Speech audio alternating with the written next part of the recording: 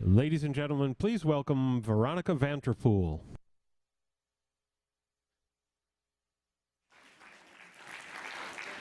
Good afternoon. Is New York falling apart? Not yet.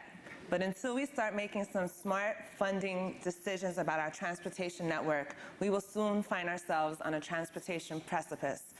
Poor funding decisions saddle taxpayers with debt, lead to project cancellations and delays when money runs out, and disproportionately impact one group over another.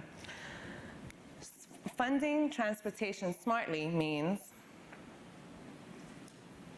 finding perennial revenue sources, not finding a budget gimmick, not paying for transportation with a one-shot.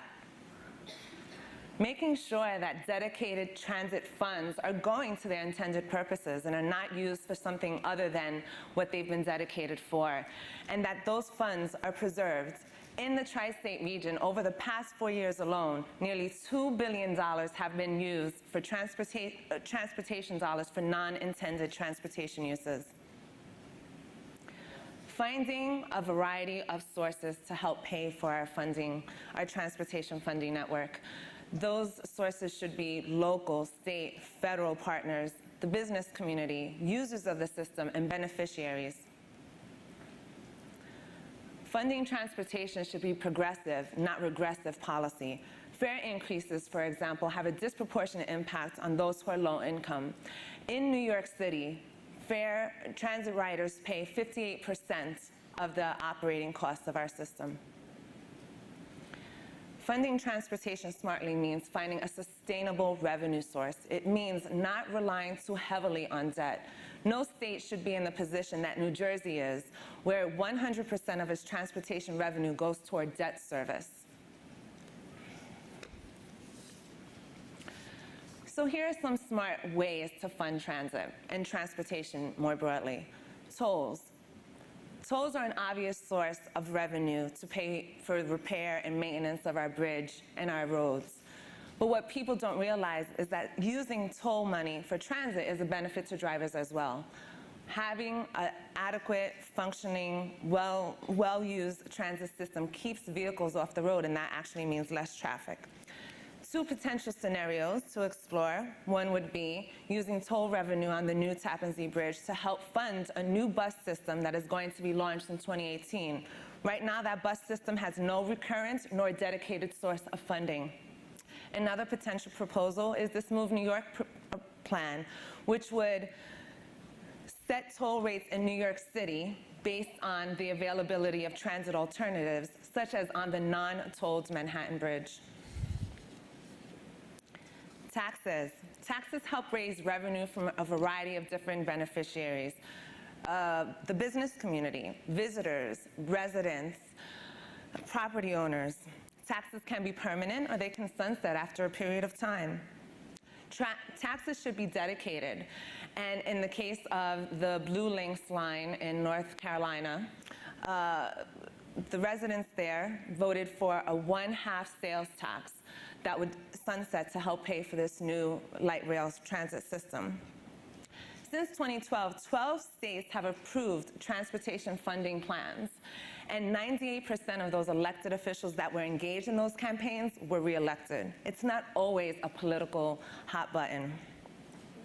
It's great to have new and innovative sources to fund transportation. New Jersey's thinking about a marijuana tax to help fund transportation. It might be more politically expedient to connect the tax to the purpose, but again, it's great to see innovation. In Idaho, a tax on car accessories, for example, did not pass. But states like Massachusetts have been successful in raising taxes on cigarettes and tobacco products to help fund their transportation projects.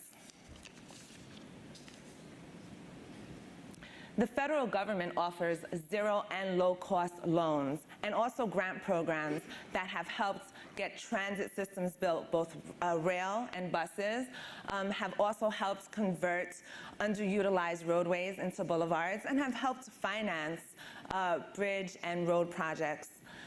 The Select Bus Service is a joint project of New York City's DOT and the MTA, and they were recipients of New Starts and Small Starts federal funds. The Second Avenue subway has also been a recipient of a federal loan program. And without these programs and these grants, these million and billion dollar projects would just not be able to move forward. Some projects advance with corporate and private support, as we've seen in the case of some innovative pilot projects such as Citibank, where Citibank and MasterCard have put some money forward. And it helps instill public confidence in a new project and a pilot program. Or it actually enables innovative techniques, such as the paid express lanes on the notoriously congested I-495 in Virginia, where people are actually paying to avoid traffic on that very congested roadway. There's ideas emerging, such as tax increment financing. We heard Senator Schumer talk a great deal about that. Special assessment districts, transportation improvement districts, where developers and corporate interests and new tenants are paying a premium to locate near rail and bus transit hubs, and then that money is being used to fund transportation improvements. New York City, for example, set up a TIF, and we heard the senator talk about this, around Hudson Yards to help finance the number 7 subway extension. And the private sector can generate funds in smaller ways, too. Florida is leasing rights of way along their roadways to cell phone towers, and they're using that revenue to help pay for some of these projects. The beneficiaries of our transportation network all need to contribute, and it needs to be balanced. So the picture of the motorist is certainly a wishful representation for their contribution to have someone, a driver, be so enthusiastic about helping to support our system. But it is important to have a balanced approach. Everyone who benefits from the system should contribute and pay into the system. Smart investments. There's certain investments that just deliver a great bang for the buck. This is a rendering of the Sheridan Expressway in the South Bronx, of what it is now on the left, and a rendering of what it could be. And having transportation projects like this generate tremendous economic activity and create communities that people want to live in and people want to invest in. These are examples of finding ways to reinvigorate communities around vacant, dilapidated, abandoned properties located near important assets and community resources. On Long Island, there's been tremendous investment from a very small grant of $25,000 that helped leverage $4 million around a train station. Mixed-use development, walkable community, a totally different community now than what it was many years ago.